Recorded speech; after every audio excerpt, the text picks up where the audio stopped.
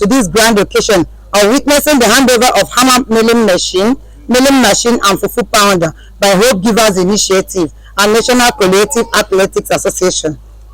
Permit me to liken Hogai to the eagle, which has a clear vision and concentration in life. Hence, her initiative in empowering children of 13 years to 20 years in Ossomala in 2019 COVID crisis. 4 hairdressing ladies, 3 barbing salon boys, and a welder. Actually, Ossomala is partnering well with Hopegivers Initiative. Presently, the rural women are to partake in the Hogai benefits.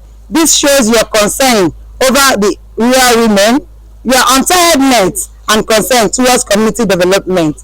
Really testifies that you are incomparable among other NGOs in terms of caring and love.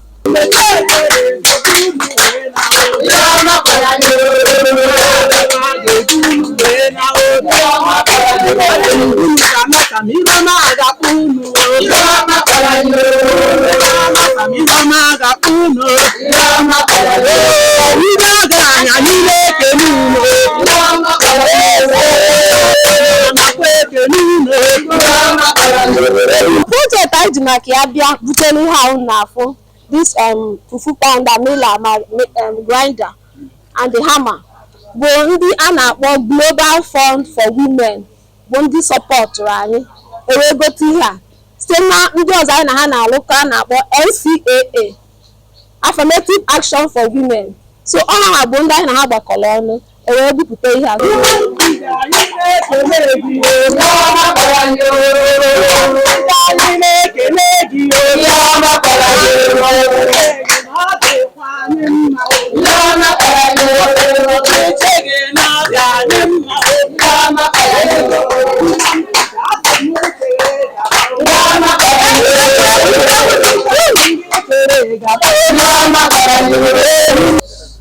Hogai, in partnership with Affirmative Action Initiative for Women (NCAA), with support from Global Fund for Women (GFW), is implementing a project crisis ground of flood impact on women and girls in Ebenebe, Oka North, and Ossomala in Oba local government area of Anambra State. What is the project all about? The project is of 2 major parts. The first is flood pre-warning sensitization. Here, we sensitize the communities about flood and the mitigation measures. This we have done successfully with one of our partners, National Orientation Agency, NUA, who send their trained staff to sensitize the target groups during our programs. The second part is provision of agricultural processing machines, which serve as a means of income generation to the women to cushion the impact of flooding in their communities. This is why we are here today. Using a bottom-top approach, we met with Ossomala women and they selected their prioritized machines. As you can see today, the fufu pounder, hammer, and miller. At the onset of this project, we seek partnership with various agencies and ministries. Their works relate to this project, and NUA and Ministry of Women Affairs accepted a hand of partnership. While NUA creates awareness on flooding, Ministry of Women Affairs intervenes on issues of gender-based violence reported to them. Suffice it to say that victims of flood suffer from gender-based violence. This could come in form of rape, molestation, maltreatment, forced marriage, and so on. Handing over to Ossomala women using cooperative model, courtesy of our founder Global Fund for Women and in partnership with NCAA, are strongly fabricated locally here in Onitsha with 6 months warranty from the company. The company will demonstrate practically and teach the women how to use the machines, and they assure us of providing maintenance services where need be. Our expectation: we expect that the machines will generate income to the women and community at large and will be used judiciously. The Ossomala women will ensure proper accountability and transparency as it relates to income generated from the machine and report to the appropriate reporting line as it is contained in the handover certificate and agreement. Our request: the machine dey for 8 villages in Ossomala cannot serve the entire village in Ossomala, and on that note we call on well-meaning the entire 9 villages in Ossomala, and on that note we call on well-meaning Ossomala philanthropists to support this project by providing more machines to the women. to alleviate to a reasonable extent the suffering of our women and girls affected by flooding.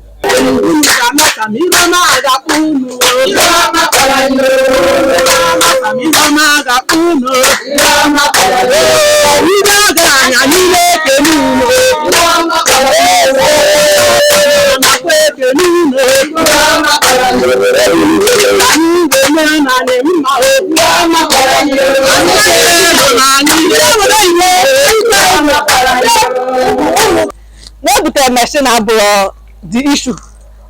Unu suppose ịma ihe eji bute machine a, gịnị ka eji bute ya? Ọ maka iju.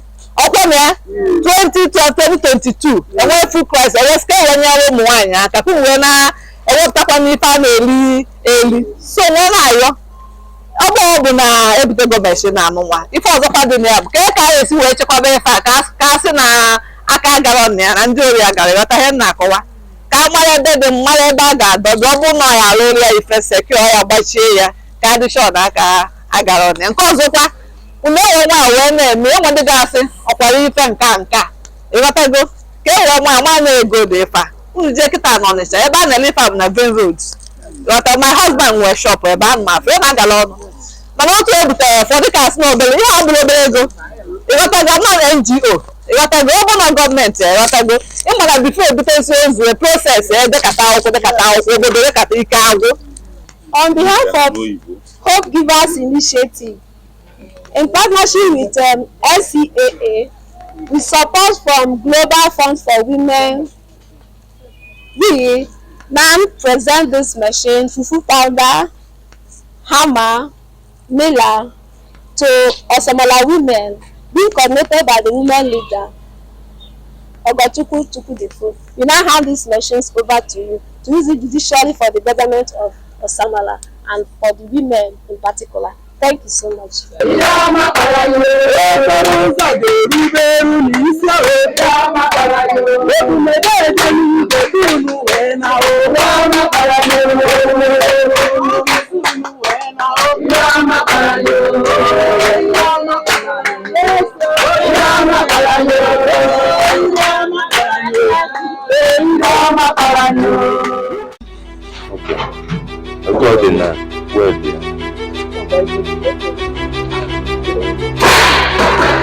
Where we start here, where we go, months.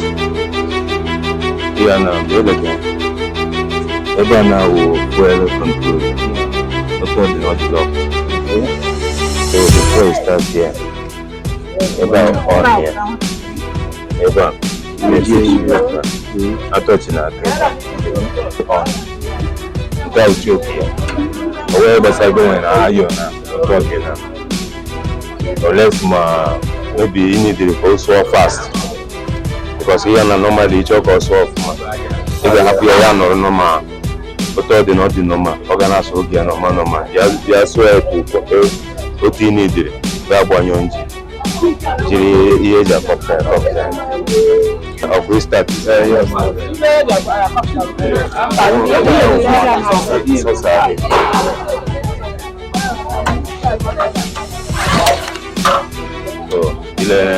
we go here after he did the first time you know you only speak to front.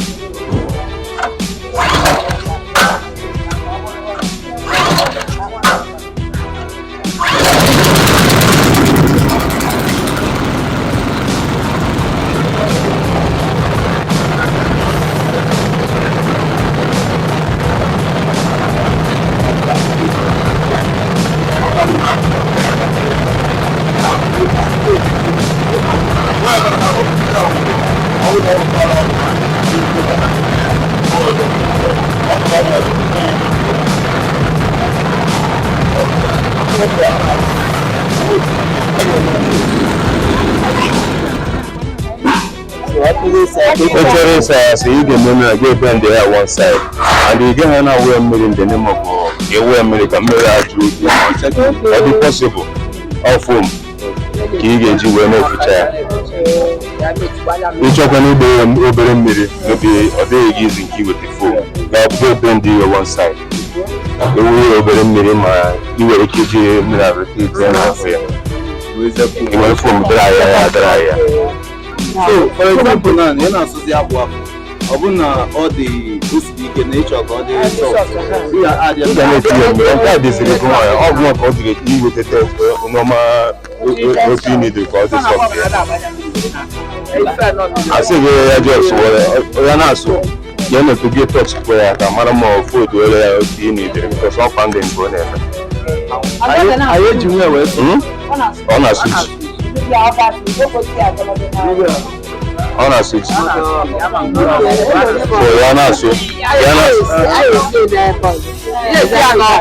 osisi ya n'ọkụ were ji tii ya ọ ya maka ọ dịrị ime chizi ya ya na-ewere mmiri etinye ya ile ya na ọka dị strọng ka etinye mmiri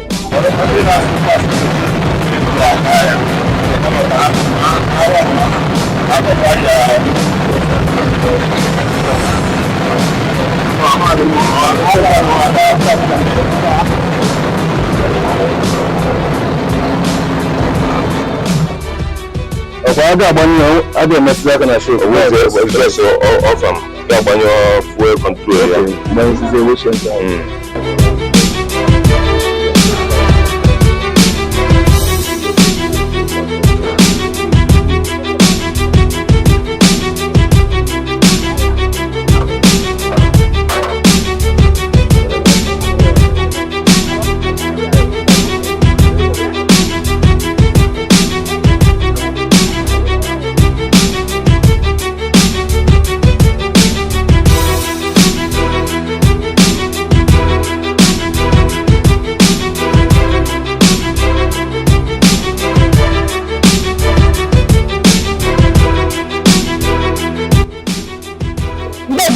ọfụma wee cheta ụmụ nwaanyị ebunye anyị mashin a ọ ma na iju na-ebu anyị adịsa anya afọ ebe anyị siri na ya agbanya fuel anyị afọla ebe anyị eriju afọ ma nọdụta rere ebe anyị nọ obere oge iju aka so ebe anyị na-emebe ekene ka anyị na-ebugoro ndị bi ebe anyị si na wee emeka ya daalụ achụkwu ya agọzi ya mmaji kwuru mmaji anyị na-atụkwa anyị emekwala anyị mmụọ na-atụkwasị na nke emere anyị na anyị na-apụreshit si ya daalụ ma daalụ Because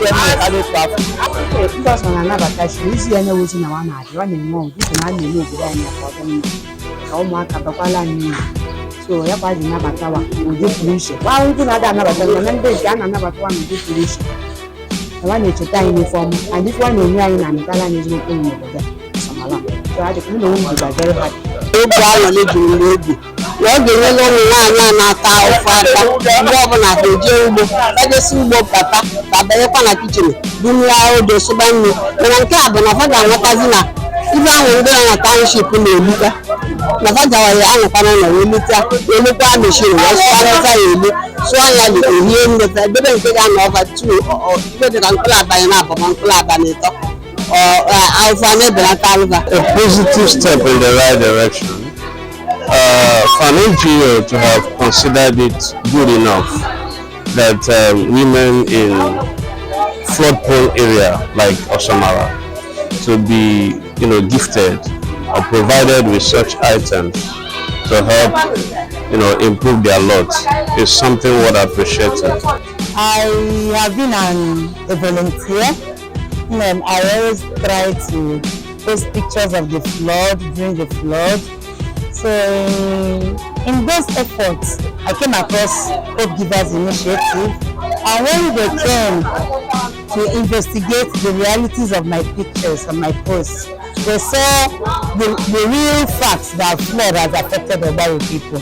So the facts they went back with, out of their own effort, curiosity to help humanity, they now come across Global Fund and they set up another visit to Ossomala to know whether the women really need something that will help them to sustain the flood crush. And when they came home, wine was able to say so many things. Some said peeling machine, some said food pounder, some said grinding machine. That once they have it, it will help them, as in they'll be having another source of income when there is during the dry season, when there is no food around to be taking care of themselves, or they will be having source of income.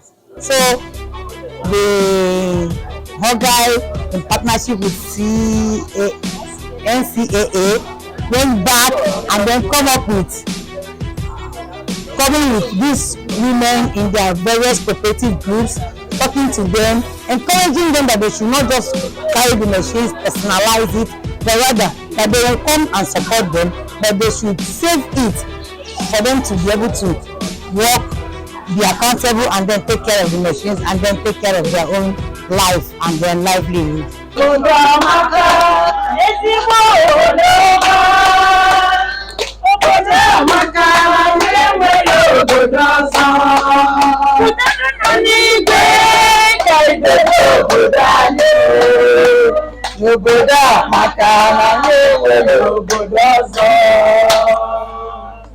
Thank you so much, Dalo Machine. As you are staying, we are going to see so many good things. Former Kaya Line, Dalo.